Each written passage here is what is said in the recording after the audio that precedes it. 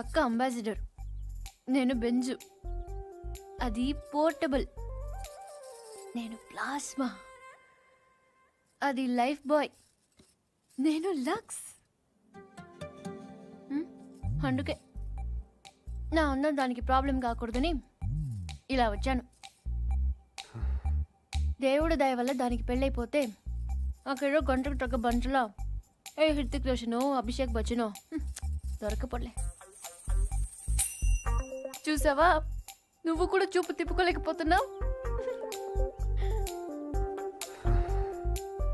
అయ్యో దేవుడా, ఎందుకయ్యా ఇంత అందం ఇచ్చావు నాకు?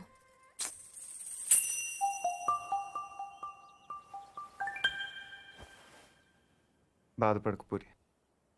మీ అమ్మ వాళ్ళందరూ అనవసరంగా భయపడుతున్నారు, కానీ నువ్వు అంత అందంగా ఏం లేవు.